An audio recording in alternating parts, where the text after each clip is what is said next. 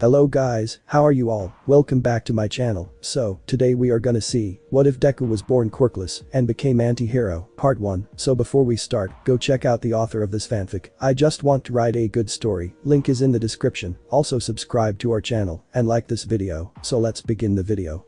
Whether a person is a hero, civilian, villain, or anti-hero, one thing is true for each and every one of them. Each and every one of them have an origin. A story, one that can be made into a film or written in a single sentence. One that can be retold time after time for people to hear about. Every person has a starting point, one where they can grow, expand or simply fade into irrelevance, a point that other people can't see. In a story, there is a beginning, there is a middle, and there most certainly is an end. This is true for most things, yet there are also exceptions to this. Ever so often, there will be an individual who falls outside the predetermined border of acceptability. One who changes the way people see each other and the world around them. The person that arises to challenge the very idea of the things that people hold so dear. Maybe they are nothing more than a kid who wanted to change the world things were and did things in order so others wouldn't have to suffer the same injustice that they did. Perhaps the being in question would be better understood after a bit of an explanation. This being was born with the name of Izuku Midoriya and would be classified as quirkless from the young tender age of 4. He would be treated terribly like more people of quirkless nature were often treated and would go on to suffer terrible abuse from his classmates. Every day would only serve as a reminder of how terrible he was being treated in school and how his mother at home couldn't do anything to change this, no matter how hard she tried. Hugs and love had a limit too. Then one day something happened to his home.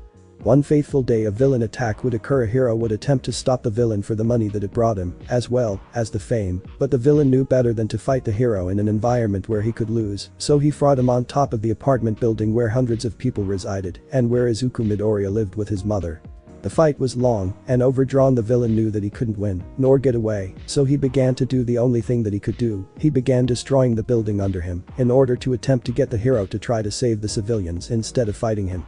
But the hero wanted the glory of winning far more, so people died. Mothers died, mothers to little boys who had been previously declared as quirkless by doctors who cared very little for the matter, and that was the final straw for the little boy.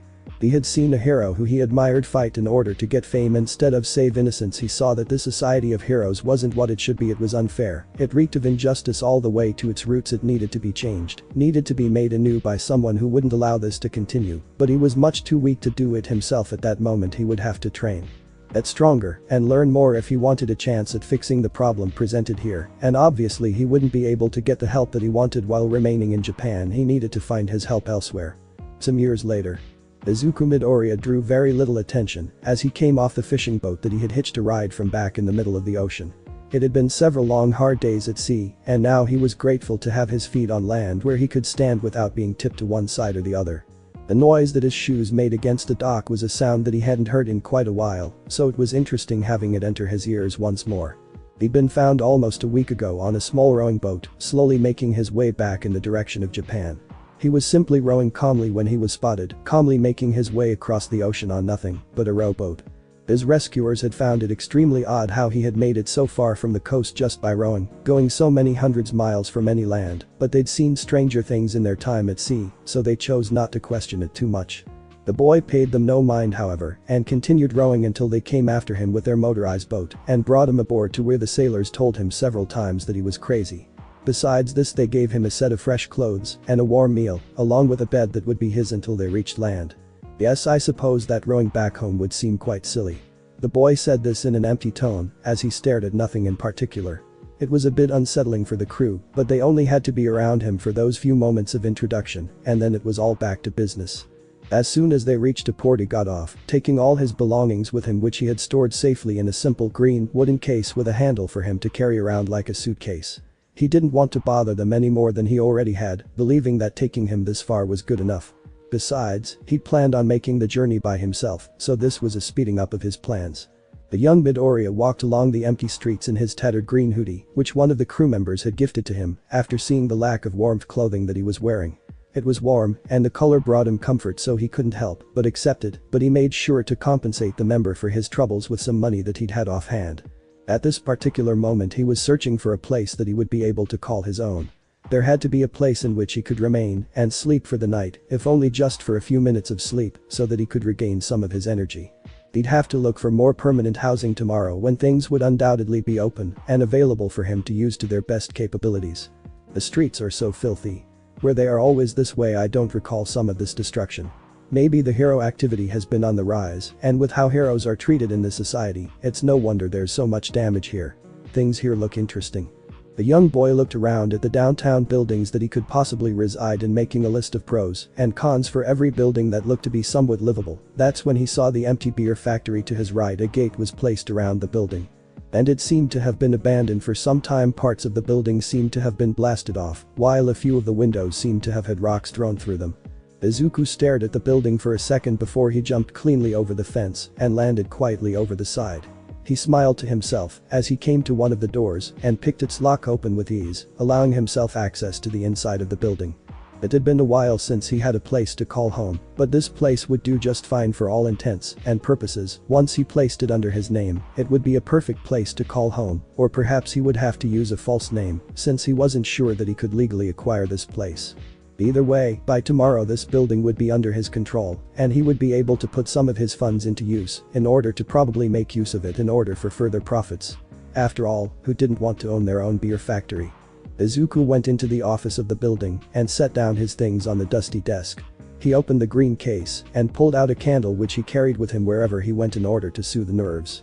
Lighting it, he sat down and closed his eyes, trying to plan out what he was going to do in the next few days now that he was in his country of origin. It had been quite a while since he'd last left. He needed to do some research to figure out what he'd missed and how he could begin working on his plan to rework society. Everything was going to begin soon enough. Don't worry mom, I won't forget about you, not now, not ever. Waking up well before the sun rose, Izuku began his day earlier than most people did. He'd grown accustomed to this, knowing that it was to improve himself and overall would make his mission an easier one. The sun would be up in about 2 hours, so he needed to get his training out of the way before he went on with the rest of his day. He picked himself up from the ground and grabbed a piece of bread from the inside of his green wooden case. It had been his sole source of food while he had been rowing his boat across the ocean, but he'd found himself liking the food more and more. After he received a sufficient amount of food, the young Midoriya began his morning exercise. Today he thought it would be interesting to see how he could use this abandoned equipment in his morning routine. Probably serve him well enough for mobility training and the likes. Well Izuku, stop thinking and get to it, you won't improve just by standing here. Thus he began his morning exercises within the confines of the factory, something that was new and fun for him. After completing his morning routine, the boy pulled out a small computer from his case and sat cross-legged on the floor once more. He wanted to buy this building by the end of the day, and he simply didn't want to wait for too long, so he decided that this would be the best time to counterfeit some documents. Izuku's hands flew across the keyboard and smiled as he pulled up the proper paperwork which he would need to sign and get the bank to sign as well in order for him to receive ownership of the building. Well Izuku, it looks like you are going to need to get yourself a nice suit and the like before you go out into the world. Buying yourself a house wouldn't be a terrible idea either, he began talking to himself as a list began to form in his mind. Being away from society for so long would require a while for him to adjust to, but it was going to be an unavoidable step. He shut the computer after an hour of looking for information that would be useful for him. The boy sighed and put the computer back inside the case. He wouldn't need it for a while. Though if he was going to go out into the world he couldn't go unarmed. That had been one of the first lessons that he'd been taught when his training began. Always have at least 5 hidden weapons and 2 easily visible weapons. If the opponent takes away your visible weapons, then they won't try to search for any more. He continued his self-talking as he began to pull out several lightweight weapons from the inside of the case. He hid a few small blades along his belt, placed an easily accessible wrist blade on each side, put a collapsible bow and arrows in his pocket, and used his hair to hide 2 thin blades that appeared to be more like needles. Then after hiding his concealed weapons, Izuku strapped a light sword on his back and placed his hoodie on top of it. Overall, he looked like nothing more than an ordinary boy. To add a finishing touch, Izuku went over to the case and pulled out a small black box. After opening it, he saw several small glass vials with liquids of different color within them. He picked one with a light purple hue to it and pocketed it, making sure it was secure before he stopped paying attention to it. Okay Izuku, go seize the day and show them what you can do. He stared at the mirror across from him for a second before he closed his case and brought it with him. He would leave it in a good hiding spot before heading out for the day. Leave no trace of you ever being here. Thus he was off to go and do what needed to be done. His first stop was a clothing shop, or a tailor's would be a more accurate description of what it was. He needed to get himself a suit, and this place was by far the fanciest place that was around. It even had a royalty theme going with it, having its sign traced in gold for all to see. The boy entered silently without alerting the owner inside, making it quite a shock when Izuku made his way to the front desk without the slightest noise. He simply tapped the bell that was in the front desk and watched as the man who read a book looked up suddenly. "Hello, I require a suit, could I ask for your assistance?" This Izuku Midoriya spoke with confidence that was previously non-existent. He never stuttered now, it was a habit that he made sure to kill at the first chance that he could. If it didn't help him, then it certainly harmed him. "I'm sorry son. You see, these suits here cost a pretty penny, and I'm afraid that they might be a bit outside of your price range." Izuku expected this, as his age would be his biggest obstacle in his reintegration of society. It also probably didn't help that his clothes were a bit worn at the moment. He had forgotten just how little credit he was given. "I beg to differ, as long as these suits are up to my specifications, then I'm willing to pay any price." The green-haired boy kept his tone even to ensure that he wasn't misunderstood. "Also, I can assure you that my current wardrobe is only due to my recent arrival from a fishing trip. I didn't want to ruin any nice clothing, so I brought these instead." The tailor nodded at this, feeling more and more comfortable with the boy the longer that he spoke with him. His voice had a tone that was a bit like honey, and how pleasant it was to hear, and his manners were superb. He just wanted to make sure that the boy understood everything about this store. "Are you aware that you will be required to pay up front and at full price? We aren't known to bargain with anyone." Izuku smiled and nodded at this pleasantly as he reached into his pocket and pulled out a checkbook. "Of course, why would I expect differently? So how much would it be for 2 fully tailored for size, bulletproof, fireproof, water-repellent suits in forest green and black?" He began filling out the appropriate information when the tailor told him, and Izuku handed over the check with such an elegant signature that impressed even the tailor. "If this goes through, then you can expect to pick up your suits in 3 weeks' time. Just allow me to get your measurements first." Izuku complied with all his requests, never giving him a reason to question any of the weapons on his body. Not that he saw any of them, Izuku was very careful about that. Before he knew what happened, all measurements were done and the boy was allowed to go out on his own. Izuku took the opportunity as a chance to examine the downtown area of this town and figure out where things were. He would need to know this city like the back of his hand to ensure maximum efficiency. He also needed to see what crime was like in this part of town and every part of town. Once he knew that, well, then he'd have a full understanding of how the city operated. At that point he would be able to truly maneuver the city however he liked. "Yo, stupid kid. Move it." An individual in front of him called out to him in an overconfident voice which Izuku disliked instantly. "Didn't you hear me? I said move it." Izuku had truthfully heard this would be criminal the entire time, but he wanted to see just what breed of villains people had become. The boy followed the instruction of what Izuku assumed to be a male in his late teens. The quirk was very easily an emitter quirk, as the boy appeared to be producing some type of flames from his hands. It would be a very easy one to deal with, he just wanted to know why he did this. Why would you attempt to rob or hurt someone who has wronged you in no former way? This question confused the would-be mugger and frustrated him, making him play right into Izuku's expectation. "Because I can't be a hero since my quirk isn't strong enough, so the only other way I could use my quirk was to be a villain, a criminal. I wanted to be famous. You don't understand." The male continued going on, but Izuku had lost all attention for the poor misguided soul. Izuku sighed at this and slowly began to walk away from the man, disappointed at what his response had been. He would have left him alone, allowed him to continue being a sad creature all on his own time. That was until he tried to attack Izuku with a ball of fire. The boy knew that it was coming from the reflection of the mirror he held in his hand. He wanted to give the guy a chance, he really did. He had hoped that this society would have fixed itself somehow while he'd been away, but hope only got people so far. He ducked the ball of fire easily and realized that he felt merciful today. Today wasn't a day for blood, much of it anyway. Thus he pulled a needle-like blade from his hair and threw it with such precision at the male's wrist. This was followed by a scream of pain as the blade went into the man's arm and severed his ulnar nerve, causing loss of strength in his hand and other such consequences. Like he'd said, he was feeling merciful, and the crippling conditions for life were merciful in his book. Izuku went back to retrieve his weapon. After all, he wasn't sloppy. When he did, he looked his attempted mugger in the eye and whispered a few words which brought an intense shaking to the man. He then pulled out his needle from the man's arm, cleaned it and put it back into his hair. After all of this was done, the quirkless boy saw no more reason to stay and he went on to continue as he wished fit, but not before handing the villain a few bills that he had with him. "Ah, Izuku, this world hasn't changed at all. What a shame." The young teen felt slightly saddened by his encounter with the young, quirky individual. Sad to see how things had actually gotten worse since his departure all those years ago. There was so much damage to this society that he didn't know where to start, didn't know which head of the Hydra to cut off first. With each problem that he figured a solution for, another problem arose to take its place, making his life harder than it needed to be.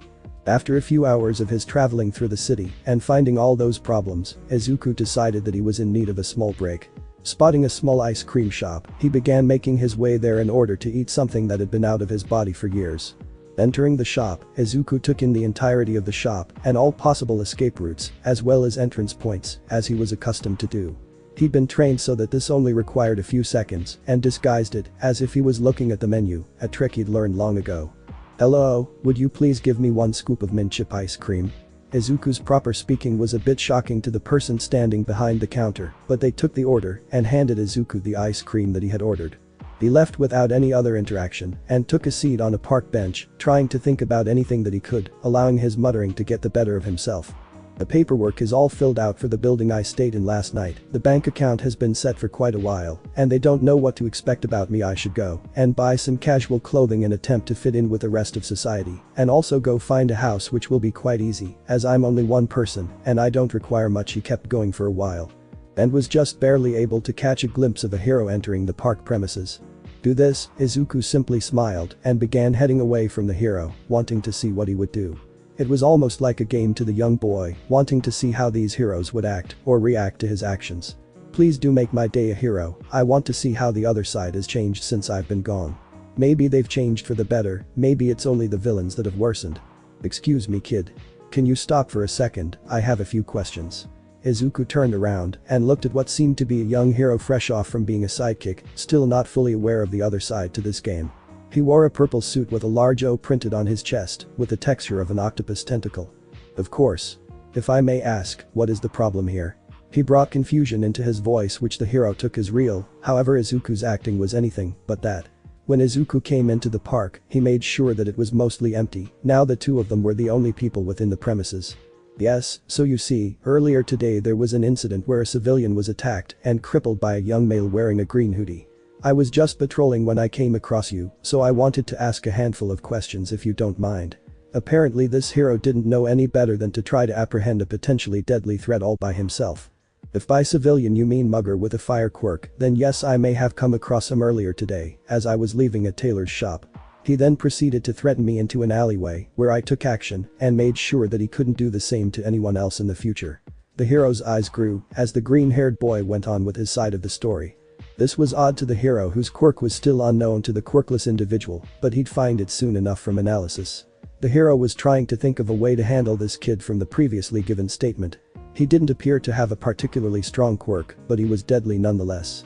The young man had told him the words that had been whispered to him earlier by this same boy.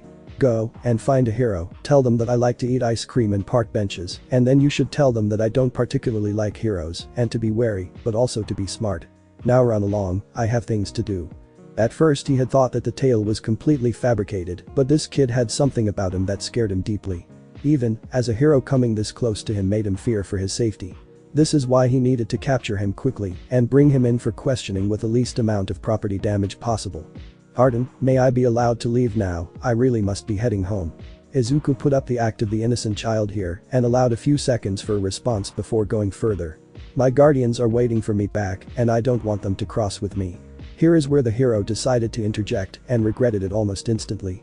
I'm sorry, but I cannot allow you to leave until you have been properly processed. If you could please. He didn't finish, as the quirkless boy gently set down his ice cream, which was in a cup, on the bench he'd been sitting on. The hero took this as a threat and began using his quirk, believing that the boy was getting ready to attack him. This hero's quirk was one that was called Tentacle, which allowed him the ability to tune his limbs into tentacle-like appendages, which could grow to insane sizes. His plan had been to wrap up the boy quickly with one hand and bring him in quickly and efficiently. That was the plan, but how it turned out was another story. As the boy set down his cup, the first tentacle attack came in, and Izuku was ready for this. He wanted this to happen. He'd wanted to fight a hero since he was a small boy. Now he was getting his wish, though not with the audience that he had wanted. He jumped out of the way using nothing but his own skill. The amount of training that he'd put in was the reason that this fight was in his favor. The sad thing was that this hero didn't know that yet. He began with a quick throw of his hair needle at the male's cheek, which was just enough to prick him, allowing him to recognize that Izuku had more skill than he was given credit for. Yet he didn't give him the proper amount of caution. This was a mistake. Still trying to keep his distance, the boy grabbed the small blades that were on his belt and began throwing them at deadly speeds. Each one seemed to go to one appendage, but instead ended up being a distraction for the one that came next.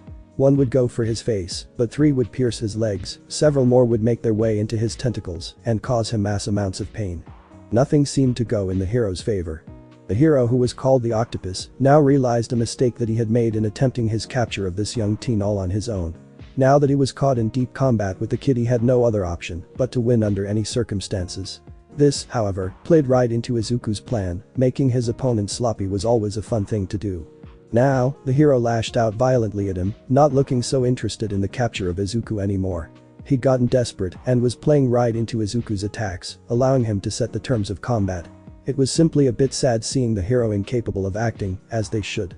He threw a handful more of his belt-hidden blades before he decided to stop having fun and actually do what needed to be done. He smiled quietly to himself and reached into his hoodie, taking a deep hold of his blade, waiting for the right moment to strike. Though Izuku hated being clique, he had chosen to use a katana as his main melee weapon due to how useful it was, and it was just a pretty cool weapon to say that he could use. He waited for 1 second, 2 seconds, and on the third he pulled out the light blade. The young hero didn't see this until it was too late, and we were unable to stop his attack, giving the kid full access to his limbs. The boy in response wasted no time in acting and began making small cuts as quickly as he could while nearing himself to the hero's body. His plan here was humiliation, nothing but the complete and total humiliation of this hero. To serve as a lesson in the future of what a hero should be, after all today he felt quite merciful. As he neared, the cuts that he added became deeper and deeper, making the man behind the mask more and more worried. In his time, as a sidekick, he'd been feared by the criminal population and had always been able to handle whatever was thrown in his direction. Even when he started out as a hero, the encounters he had always went his way. He didn't see why this one was any different. It shouldn't have been. As Izuku came face to face with the hero, he made a swing towards his face, wanting to see his face before he ended this. The sword cut right through the mask, piercing a small bit of the skin, making a thin line from the bottom of the right eye to the tip of the left lip. At this, the octopus fell backwards and grabbed his face in pain, his hand going back to its normal shape, covered in small and large cuts. He looked at Izuku in horror as he looked at himself and couldn't help but wonder how this was possible. It shouldn't have been possible. He should have won. I know that you are having quite a difficult time coping with your loss, but I want to be the first to tell you that things aren't all bad. You can use this as an opportunity to learn from your mistakes and improve, but now that you have a general idea of who I am, I cannot allow you to get off scot-free. Here Izuku grabbed the small purple vial from his pocket and poured it down the hero's throat, covering his mouth and nose so that he was forced to swallow. He waited for a full 5 seconds before he continued explaining his situation to the hero. It wasn't like he was going to go and tell someone, not that he could. Izuku just wanted a person to talk to, and this would serve as his best chance. What I forced you to drink is a fast-acting poison that should be strong enough to put you in a coma for at least a couple months. I have a plan to fix this heroic society. You see, the way things are set up just don't work. I'm here to change that. I hope that you can understand that. Also, I want to tell you that I appreciate you for giving me that fight. I was craving for something like that. Izuku finished thanking the hero, and then he was unconscious, on his way into the coma that the boy had told him about. After making sure that the hero was completely out of it, the young anti-hero made his way to collect his weapons quickly. He counted each one twice to make sure that nothing was missing and cleaned it as he placed it back in its concealed place. He was very deadly, but that didn't make him any less careful. Before he continued on with the rest of his activities, the boy sat down next to the unconscious, bleeding, and broken body of the hero. He picked up his ice cream that was just beginning to melt and consumed it with glee. He'd earned this ice cream and he was going to eat it before anyone else interrupted him. This was a pretty good mint chip ice cream, so he was going to give it the attention that it needed. That afternoon was a very traumatic one for the young heroes and sidekicks working out of the Octopus Agency. Just as they were getting out for the day, they were greeted by the broken form of their boss lying in the front of the building. They instantly broke into panic, but were able to get their mentor to the hospital, wondering who could have done something like this. In all their time working in his agency, never had they come across a threat that they couldn't fight against. Every time they came out on top, it was just the way that things were. Well, up until now that was. The media caught air of this and went to investigate once they heard about it. Though no media organization was able to get a statement, they all knew what happened. There was a new player trying to join the game and they had made themselves known by this first attack. Would they be successful in making their way into the game? only time would be able to tell them that. Until then, they would simply have to wait and see like everyone else. This new player didn't care much for the news, instead he began making his way into his new home, which he had bought right after dropping off the calamari at the office. He'd felt a bit restless and really wanted a good place to rest tonight, thus he bought himself a housewarming one. It was a pretty good house with 3 rooms, a kitchen, 2 restrooms, a basement, an attic, a living room, and a study which Izuku liked very much. It had everything that he needed and a few things that he wanted, which was just perfect. The study would be a place that he would use quite often if he knew himself. He'd bought the house and the old beer factory earlier in the day with little trouble. The signing was simple, quick, and quiet, which Izuku appreciated immensely. He'd have to furnish this place later to keep up appearances, but right now it was good. He fell back into his seated position as he put back his tools for the day. It had been a while since he'd bought any sort of material goods, so he'd probably treat himself this time more than was needed. The day was a good day, Izuku, you did good today. He opened his computer and stared at the headline that he'd been hoping to read, new player joins game of heroes and villains. It was perfect, it was what he wanted, today was indeed a good day. But tomorrow will be better. But that last statement, the boy continued his work, he needed to keep up the work to make his dream a reality. He didn't know it yet, but on the outside the last winds of winter were blowing away, making room for the first blossoms of spring. After having a night with plenty of rest, the young anti-hero by the name of Izuku Midoriya woke from his slumber at the desk that he had been working at late last night. He rarely fell asleep while working on a task, but even he sometimes had to rest from a day full of activity. His actions from the previous day went through his mind and caused a small smile to come to his face. The boy was quite glad that he was already accomplishing something. Cracking his neck, the boy stood up and began walking around the newly purchased house. His study was on the bottom floor, so it gave him convenient access to other rooms in his house. Heading towards the front of the house, Izuku smiled quietly to himself as he looked outside to see that a van awaited with the logo of the company that he had purchased stuff from the previous night. Cool, my stuff is here, now I just have to figure out which door in front of me is the real door. Maybe I should just wait for my vision to clear up and then I can get on with my day. The previous night it had occurred to him that if he entered the notorious Swedish furniture shop, then there was a high chance that he would never leave. The mere amount of options offered to him by the different types of furniture and the food would be more than enough to keep him there for an indefinite amount of time. Not that staying there forever would be bad or anything. Instead, he had bought all of the furniture that caught his eye and would be practical online. According to the website, everything that he ordered would be delivered to his doorstep within the day if he paid extra, so he did. It had been a bit pricey, but he was more equipped for this endeavor, probably even better than the hero endeavor himself. In his old life, the life before he returned to the world of heroes, he had a less than pleasant lifestyle, a lifestyle which was quite generous when it came to money. His actions weren't the most virtuous, and the things that he did were not something a hero would condone. Still, they paid the bills, and he couldn't argue with that, or his consciousness could, he just wouldn't listen. He knew that he would willingly go and do it over again if he was given the chance to do so, the option in fact. The amount of things he learned was something else entirely. There were lessons that this society had never attempted to teach him. The lessons that mattered for the quirkless people were the ones that were glossed over and treated as if they were nothing. He was planning on changing that. Pushing that to the back of his mind, Izuku clothed himself properly in the saw clothing as the previous day, which he was seriously thinking of replacing with something more appropriate, but he didn't have any blood on it, so he felt that it was completely fine. He had also ordered some clothing from several different stores in order to have some diversity in his wardrobe, so he expected all of his things to be delivered by the evening. This order was included with some other basic toiletries which Izuku was in positive need of. The boy could hardly remember the last time that he had taken an actual hot shower with a working shower head. The place that Izuku had been at before didn't exactly have the most modern technology, but it was a good place nonetheless. Opening his door to welcome the people who were delivering his things, Izuku was pleasantly surprised when the items came in their appropriate boxes. He had wanted something to do for the day while his beer factory paperwork went through. He was the owner of the building, and he wanted to own a company as well. This would all be a front for other activities that he wanted to do, but he had to take this by baby steps. Anything moving too fast would simply give him away to the public, and it would all be for nothing. Within half an hour, the people came in and left without any delay. This served perfectly for him, giving him ample time to go ahead and be able to start the construction of his several different pieces of furniture early in the morning. If there was a thing that he knew for sure was that the instructions would most likely be confusing and end up complicating his life quite a bit. However, he had the time to do so, and right now he was killing as much time as he could. Filling time and building shelves, nothing that a normal anti-hero would do, especially not that crazy guy who's been killing heroes left and right, Izuku muttered to himself as he began screwing in the odd Swedish screws into the pieces of wood. The interesting pieces coming together gave his shelf shape within a few minutes. Maybe I should go and give him a talk, could be interesting. It seems that he needs to be repurposed if he's going to be of any use to me. He was unable to do much at the moment as the police and local heroes were going around in the masses in an attempt to figure out where he was right now.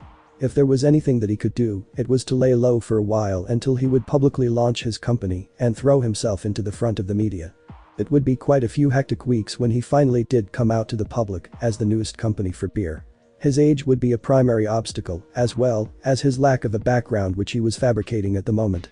The Izuku Midoriya from the past was not quite as interesting as this version of him was going to be.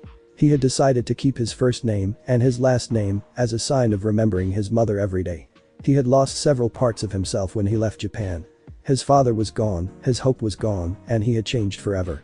His name was one of the only ways that he would be able to save a small part of himself to keep it from going to the dark place where things didn't come back. And keeping the name might prove slightly problematic in the future, but he had to keep it for as long as he could. Once he lost that part, then he truly would lose himself. If there was one thing that he wanted to prevent, it was the total loss of who he was before he made a change in the world. He smiled a bit to himself as he sat down next to a box and cut it open. He pulled the top off and stared at the contents, already picturing what his house was going to look like when he was done. The picturing of the end product would be very helpful in keeping him motivated in all aspects. Okay Izuku, go and build your stupid Swedish furniture and maybe you can give yourself a shower, you're starting to smell like something dead. With this, the boy went on and began building everything that he had here, which were quite a few things. By the evening, Izuku's house, not yet a home, was completely furnished. It had a slightly cold feeling as everything looked completely spotless, neatly organized with precision, and not a single thing out of place. His clothes and toiletries had arrived so he could finally be clean and wear something nice and comfortable. After leaving his old place of training, he didn't have the chance to take a simple bath as he had to row across the ocean. The strain of the journey had kept him from thinking too deeply on his self-hygiene, but after facing the villain the previous day, he became aware of just how much attention he attracted in that state. Despite the fact that he didn't get a single drop of blood on him, he smelled quite badly. In summary, the hot shower that he took was something that he couldn't help but adore. This was something else that he'd been without for so long. This was exactly why he found himself enjoying his reintroduction to civilized things that were simply so good, he didn't remember how he had been able to leave them. Wow, Big Greenie, you old softy. There's no way that you could go back to your old life even if you wanted to. He teased himself slightly as he looked at his reflection in the wide large mirror that he had in his personal bathroom. Staring back at him was a male teenager that really needed a haircut. Instead it looked like the scissors had missed his hair and had taken to attacking his body. Along his torso, several cuts were now simple white lines as they healed, though they were several. His face was intact, a virtue that others he had known didn't quite share. Apart from the cuts, he was in great shape, having trained every day since he had left. The training had paid off greatly, as evidenced from yesterday's encounter with a trained hero. This was quite a change in the paradigm, as heroes were so often known to win. He placed his new clothes on himself and began drying his overgrown hair with a forest green towel. He'd most likely cut it as soon as possible, but it wasn't really a matter quite high on his list, except it was a nuisance to dry. He found it useful at its current length to hide a few weapons in it. Wherever he could find a place to hide his arsenal of weapons would be used to its best ability. Okay, so you've done everything that you needed to do. You bought a house, bought a building for your company of making beers, built every single piece of furniture in your home, and now you have to set up your base of operations. There's only so many poisons that you can use till you have to make yourself some new ones. Gotta make the basement or attic into something of that sort. Maybe even a weapons room would be a good idea. He made his way downstairs and went into the kitchen, placing a kettle of water on the stove. He wanted a tea more than anything else right now, and like he'd done in recent times, he was going to make himself that tea that he wanted. As he waited for his water to be ready, the young dangerous boy went to the study that he had made for himself and found it to be quite useful last night. The boy had gone and began making a list of every single hero or sidekick in the system employed by the government. This had taken a bit, but he now had a full list of every hero that was currently active, which was quite a list that he found to be amusing. How the hero he took out the previous day had been up in the top 100 heroes. Of course the list wasn't based on anything concrete, but more on popularity and how well the government liked them. This is why he wasn't surprised when the media took the attack of the hero and placed it on every possible screen that they could. This brought a smile to his face, knowing that the snowball had begun to roll, and soon it would be larger. The list of villains was more difficult to make, as the majority of villains who were out in the public were not going to give themselves up. The known villains for the most part were currently in prison and didn't seem to be getting out anytime soon, at least the ones that were an actual threat. He heard the distinct whistle from the kettle and headed back into the kitchen to make himself a tea. He brought his computer with him, wanting to keep coming up with ideas for the future. He should probably take a break, but he didn't want to waste a free moment that he had. Peppermint tea with a dash of honey, yum boy, did I miss this, as well. The boy was enjoying himself way too much when it came to eating and drinking things. Staring at the screen in front of him, his usual smile grew into a very large grin as he read the work in front of him. Heroes forming a task force to find new player responsible for attack on Hero Octopus. Yesterday evening the Hero Octopus was savagely attacked by an unknown assailant who left a note along with the unconscious body of the hero right in front of his own hero agency. He was found late in the evening right as several interns were heading out for the day, and it is still unknown how long the hero was there. The hero, aged 27, was believed to be taken by surprise and tried to fend off his attacker. His defense was eventually overpowered and the hero fell in battle at a location that is still unknown. The hero in question has fallen into a coma which doctors are still unsure if he will recover. The contents of the hero's stomach weren't able to help authorities in search for a poison, as it was filled with some amount of ice cream that appears to have been smeared over his face. This has allowed the heroes to search in locations around ice cream shops for any sign of an altercation. As a result of this attack on the hero All Might stepped forward and spoke about the issue at a press conference during the lunch hour. The hero's usual smile remained but was not as large, it was smaller. The topic in hand was certainly a reason for this and made the following comment reasonable. This attack on the hero yesterday is an attack on every hero out there. If we allow their attacker of Octopus to remain in the streets, then other heroes can be attacked and similarly end up in a condition like his. For this reason, several of us top heroes have formed a task force to search for this villain. Other heroes across their areas will also travel with another to lower the chances of ending up like our fallen comrade. The number one hero went on to say that the person responsible for this would be found as soon as possible and will face the justice that dominates the society. The statement was a powerful one that would ensure everyone that things would be alright. Yet that was only one side of the argument, the side of good. The other side left a note with the hero's body that read, "Hello assets. I'd like to say that all of this that you see before you won't be going away. The attack on Octopus was more of self-defense since he tried attacking me for eating ice cream. I mean seriously, eating ice cream is now a crime. You can come looking for me, but you'll find that quite difficult, I'm afraid to say. I won't make this easy for any of you, where would the fun in that be? The stupid and cowardly have been running society for far too long. By that I mean the heroes who have claimed their power and have not used it to better the world. They have immense power at their fingertips, yet they do nothing with it besides sitting at their own agencies and watching over everyone while doing as little as they can. These heroes have claimed the power given to them in order to gain celebrity status, to gain money, to do as they please, whenever they please. Some heroes have done unspeakable acts, yet they are ignored simply because they occasionally happen to stop a criminal on the street. I'm going to be here to make that go away. You might not like it, you might hate it, you might want to put me in prison for what I have done, but I won't be going anywhere. Unless some hero out there can fix society, I will be the one to start this change that others won't. I'm not a villain, nor am I a hero. What I am is something else, call me an anti-hero because that's what I'll be from now on. I'll stand against everything that heroes have come to represent, with or without the support of the majority. Thank you for reading your overpaid tool, now I've got work to do. You'll see. Sincerely. The person who will change the world whether you want. P.S. Would someone please fucking be a pal and alert the authorities if they find a goldfish in the streets? I believe I may have misplaced it and I don't want All Might to think that I've left. DPS. If you want to limit your search, I'll give you a small hint, don't fucking go in search of a villain or hero, that's just about it.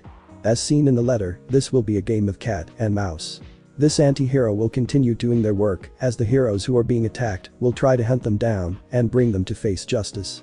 The anti-hero shouldn't be feared though, as can be seen by their letter.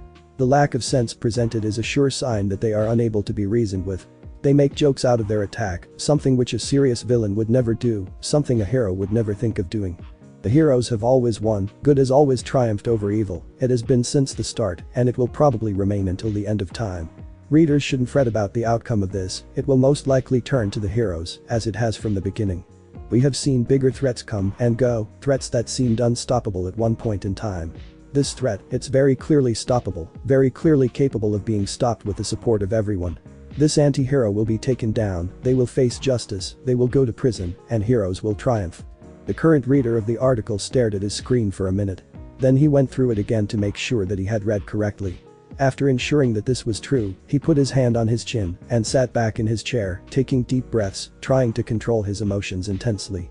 Then he laughed and laughed, he straight out laughed as he finished reading the article in front of him. He couldn't contain it anymore, he let the laughter go from his lungs and maybe even let a few tears go from the sheer joy. They had done it, they had done exactly what he had hoped they would do. He hadn't thought that it would happen, not in a million years, but it had. The official publications had shown his note, they had actually shown it to the world. It wasn't something that the heroes would have allowed, so he knew that the press, not influenced by the heroes, was trying to share the whole story. It was good to see that some aspects of this society had remained relatively untouched. Oh, things are going to catch on fire pretty soon, this is just hilarious.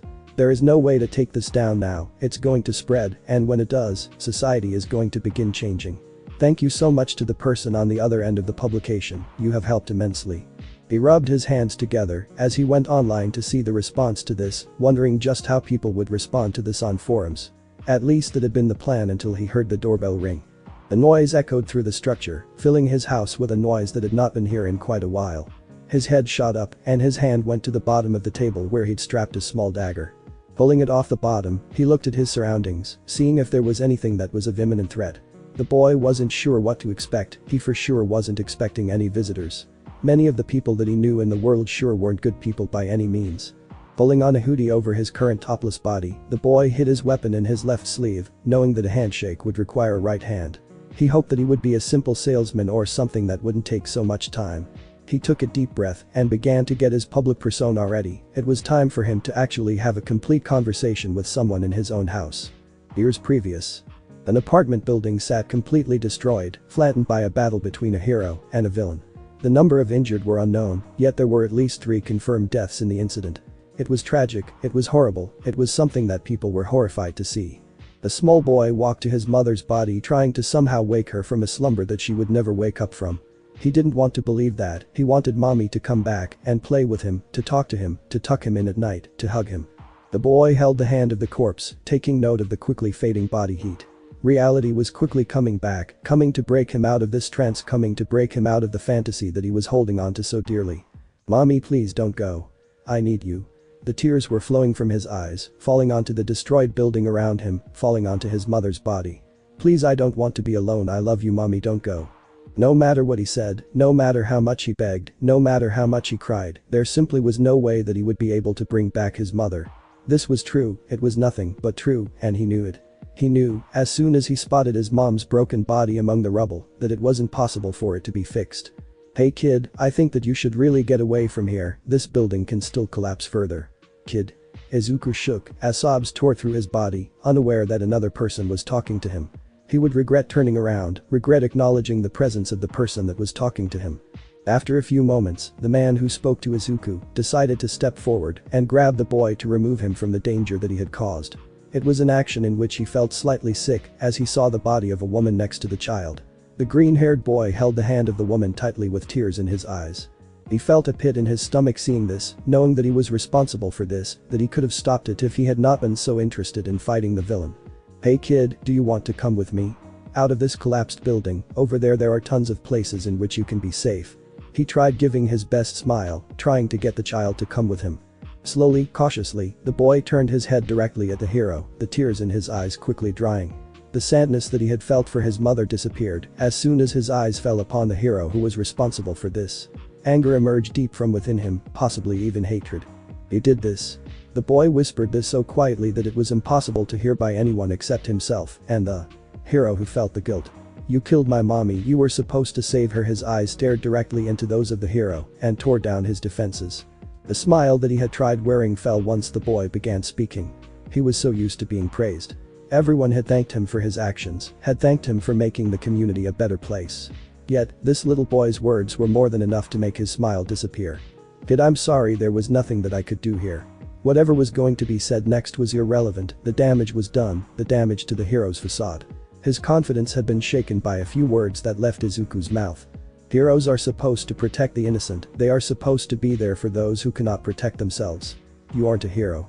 As he spoke, he began standing up, raising his tone, and continued his gaze at the hero. You're not a hero, you never were. But this ending proclamation, Izuku, who had barely discovered his own quirklessness a while ago, ran away as fast as he could. The hero didn't attempt to stop him, didn't attempt to go after him, didn't try to help in the slightest way. The words that the boy spoke to him sunk deeply into him, and they hurt more than any injury a villain could ever inflict. Open the door and try to act like a normal person, just be nice and calm, just be calm, and you're calm now. Smile, shake hands, introduce yourself, and everything else required for the appearance of normality.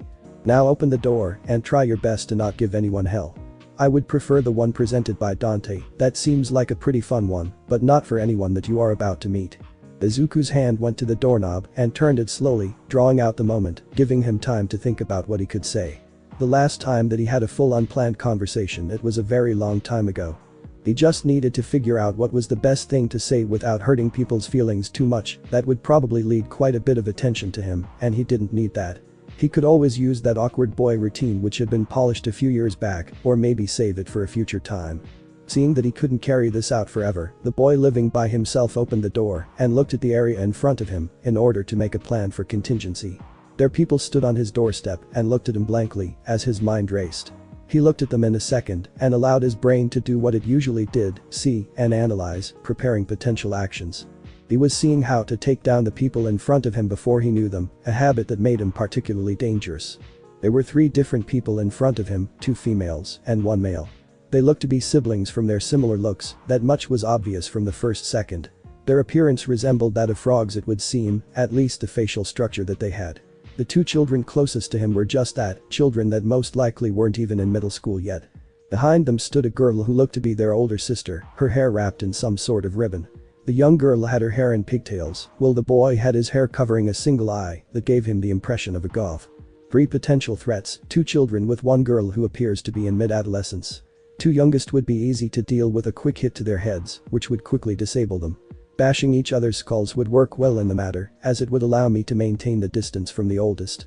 The older girl, unsure of exactly what she can do, I would have to draw a battle out for a slight amount of time, then I would be capable of disabling her with my dagger. This neighborhood is particularly quiet as I chose it, but even I can't draw it out for too long before someone notices. Her hair is conveniently in a bow, so it would be difficult to grab and use it to my advantage. Humming back out of his head, he smiled kindly to the people in front of him, trying to hide away his plans in case this went awry. He'd only gone into his head for a second, but already he had an entire plan to take out all the people in front of him in the most humane manner that he could have. It was a bit sad, but he didn't think about it in that way often. Hello. I'm sorry for not being dressed in the most presentable manner, but I barely moved here a few days ago. I wasn't really expecting any company, so sorry about everything. He gave them a false nervous smile, a smile that had taken years to perfect, years to make impossibly real, a smile that worked every time. May I ask who you are? The younger children blinked in unison while the girl behind them continued to blankly stare at him, not showing any emotion. She still had the same expression as she had a few seconds ago, maybe it was just the way she was. Izuku couldn't really be one to judge, given who he was, who he'd become. Hello nicer, I'm Satsuki, this is my big brother Samador, and over there is my older sister Tsayu. She wants to become a hero, and she's going to the hero school really soon, like in a month. The little girl with pigtails talked quickly and in an excited fashion towards him. She was completely unaware of just how dangerous he was. Childhood innocence was such a useful tool to exploit. A tool that had given him plenty of information without him asking for it. So she wants to be a hero, another one lost to society which will have to be changed by me. Let's ponder this, I want to know more about what this girl's moral compass is like. Wait. Are those cookies? Well, this is going to be a good conversation. How rude of me to not introduce myself. He feigned slight guilt and put his right hand forward in order to shake the hands of the people in front of him. I am Izuku Midoriya, pleased to meet you. The little girl took his hand and shook it with both of hers. His gaze turned back to the older girl and he asked his question. So you want to be a hero? Yes, that is so. She took his outstretched hand in her own and shook it while balancing a plate of cookies in the other. I'm planning on attending UA this semester in the heroics course. I took the entrance exam a few months ago and it was very difficult. Her gaze lowered as she spoke and only raised towards the end. That's pretty cool. I could have never gone near that school. It's simply too competitive and I don't think that I would have made good hero material. just look at me." He outstretched his hands and offered them to look at him, which was probably not the best maneuver since it was hard maintaining the dagger in place. "Out of curiosity, what exactly is your quirk? What type of hero are you going to be?" The question was such that it would give him information that he wanted and would also allow him to progress the conversation away from himself. Just one tactic that he'd been taught to maintain in control of everything, in control of the conversation to be precise. "Oh, my quirk is called frog form, which I share with my parents and siblings. It allows me to do whatever a frog can do." She had a slight amount of red tinge come to her cheeks as she spoke about her quirk, which was usually something not often occurring. Especially in school, since most people didn't pay any attention to her. "I wish to be a rescue hero, since helping others was what I've wanted to do since I was young." "What about your quirk? What is it?" the girl called Satsuki asked without any ill intentions. She was trying to be straightforward, and Izuku understood this. "Well shit. That's the question that people like to ask at that age, isn't it? What's your quirk?" Well, how does one explain quirklessness to two children without exposing them to the truth of how unfair society is? How do you get them to open their eyes and see that the treatment of the quirkless is worse than that of animals? Isn't that the question to be asked? He laughed lightly as he swept his hand through his hair and tried to maintain his facial expression stable. "Well, you see, I don't have a quirk, wasn't really born with one, didn't develop one when I was supposed to, just the way things happen." He shrugged it off and smiled softly back to the children who had their mouths slightly open. Not the reaction he hoped for, but he could totally use it for himself. "Oh, I'm sorry for that. My sister helped us bake cookies for you since you just moved here. Would you like to try them? My sister is the best cook I know, so I can be sure that they'll be good." The little girl was trying to make up for her mistake. Now that she had noted it, it was a kind act on her part. The apology is the part that got him every single time, no matter how much he pretended that it didn't. "Oh, don't worry about it. It's not like you were responsible for causing my quirklessness. One just has to get used to it, and I have, so there is no problem now." His voice sounded slightly deflated, but he was still holding his smile high on his face. "Would you like to come in? I just got the kettle off in case you want some tea." Before they could be stopped, the two younger children went in and headed towards the kitchen, right where the tea was and right where his computer was, with several pages opened up which he hoped wouldn't be incriminating. "Midoriya, if you don't mind me asking, do you have any guardians around?" Sayu came forward and asked him as she handed him the plate of cookies and entered his house. "Not at the moment, my dad travels a lot for his job, so I'm rarely in his company." It wasn't untrue, he'd practiced that response multiple times in the case that someone did ask. Practice had made it seem effortless. "After my mom passed, he buried himself in his work and was never home. Occasionally I see him, but it's not often." None of what he said was untrue. He had seen him occasionally in his past life, he'd seen his dad and what he'd become, not something for the faint of heart. Heading into the kitchen himself, the boy placed the plate of cookies on the countertop and began making his guest tea just like the one he'd made himself earlier. Taking this chance, he hid the dagger in one of the cupboards in order to avoid having to carry it around. He brought it to the table where they sat and took note of the staring at the screen of his computer. "Did you guys hear about what happened to Octopus? It's terrible to think that anyone could do such a thing." He knew that was the standard response for such news, and he knew exactly how to act if anyone questioned him about it. "I was reading about it just now, and I was completely shocked by the villain's note." He had to call himself a villain, obviously, just like the rest of the populace probably would. They don't even know the guy's quirk. It must have been strong to beat Octopus though. He was in the top 100 heroes of all Japan. This was the first time that Sameter chose to speak, and the boy's frog face was filled with worry. The villain didn't even fight fair if he ambushed him. That's why he was able to beat Octopus. Yep, that's exactly why Octopus got his ass handed back to him without me having to break a sweat. It was because I ambushed him. There's no other way around it. I just had to ambush him. Stop being like this and take the compliment or whatever. Izuku took a sip from his drink and then grabbed a cookie to go along with it. They tasted pretty good and were a good way to start the conversation up again. Looking at the trio in front of him, they all seemed to be absorbed in the article presented in front of them. These cookies are really good. Your sister is right, Sayu, you are pretty good at cooking." His tone was happy, and him eating the cookie helped very much. It was also a bit difficult to fake his attitude considering how good these cookies were. "Thank you, Midoriya, I'm glad that you enjoyed them. I've had lots of practice over the years helping care for my siblings." The frog girl looked up and gave a faint smile that Izuku could just barely catch. "Oh, it's alright, just call me Izuku. It's one syllable less, saves time, and is less formal. I was never one for formalities anyway." He smiled with this and went back to drinking his tea, which was now just warm. As time went on, the three guests had to go back home and prepare for dinner. Izuku was once again left alone to ponder his quirkless self and how things were going with his quest.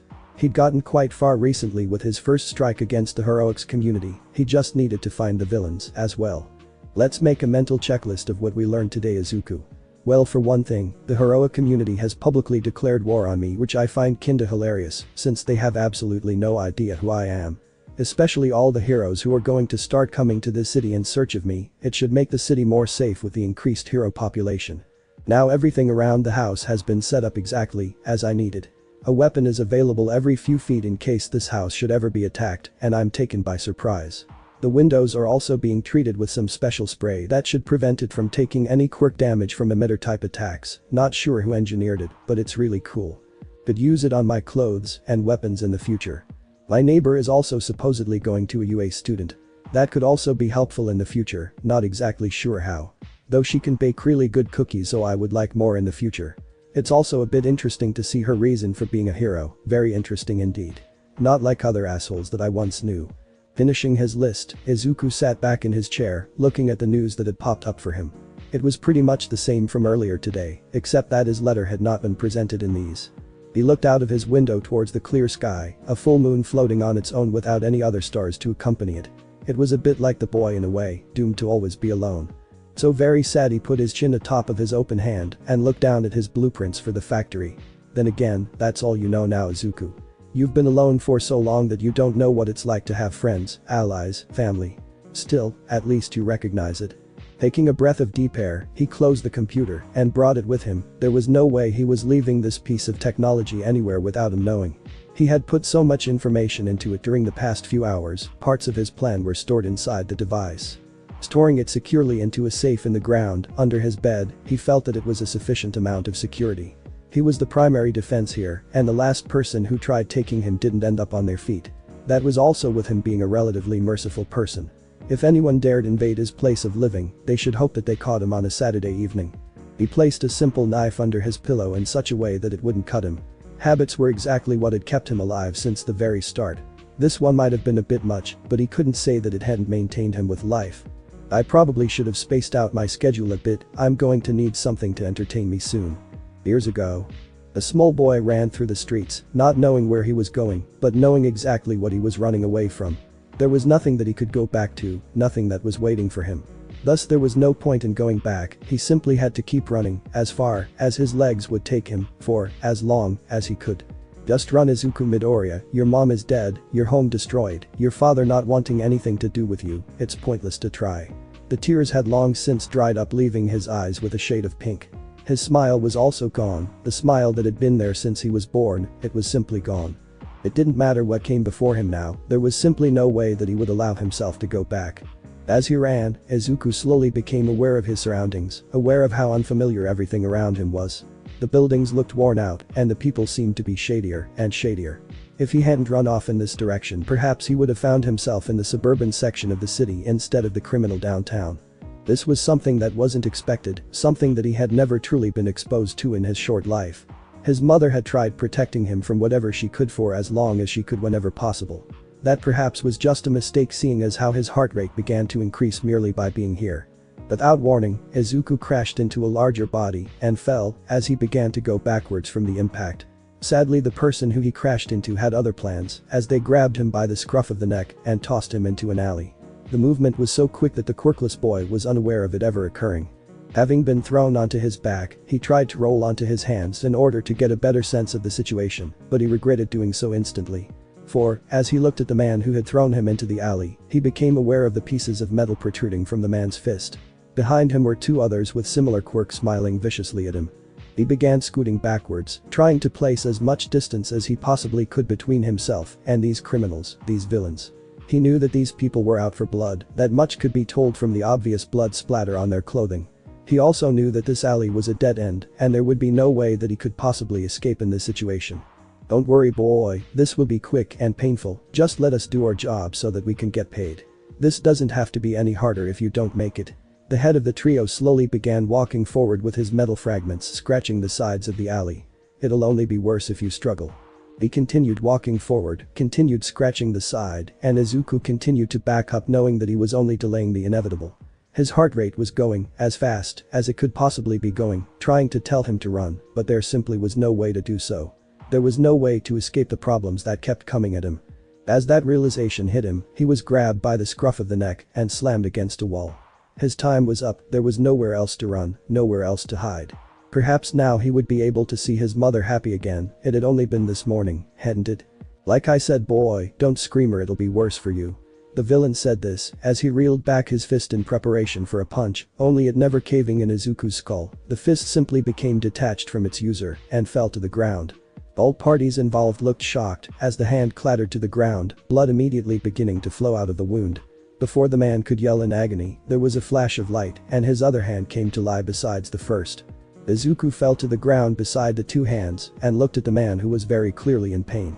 The blood loss caused him to fall to the ground and very clearly stay there. He was dead for all intents and purposes, he wasn't going to get up again. The other two villains looked at this and yelled in anger. Whatever they said fell short of his ears, he simply became disconnected from the situation. As quickly as it could, his mind was trying to piece together what was going on here. Nothing else mattered to him, not the danger, not the dead body in front of him. He just wanted to understand why it was happening. Still, the world around him didn't wait for him to be ready for anything, it simply continued to move forward at its own pace. That's why he was just able to catch a glimpse of a shadow moving through the alley, bouncing off walls, and swinging something that could only be classified as a sword. The movements were so quick, the limbs that fell were so many, the puddles of blood were plentiful. Izuku's mind didn't understand anything that happened here, he was trying to stick with his reality of heroes always being there to save innocents and stop the villains, not kill them. When the last body fell, the figure, the shadow, went to him and asked him if he was alright and asked him if he was still alive. He nodded numbly and continued to scan the alley, wondering how all this had escalated so quickly. He had begun his day by eating blueberry pancakes, his mom had made them. At last, his brain gave out, his body with it, causing the boy to lose consciousness. His eyes closed as he began to lean forward, almost falling into a puddle of his almost murder. He was caught by his savior, as it could best be described, and that was it. Thanks for watching my video, and make sure to check out the author of this fanfic, link is in the description. See you next time, till then sayonara.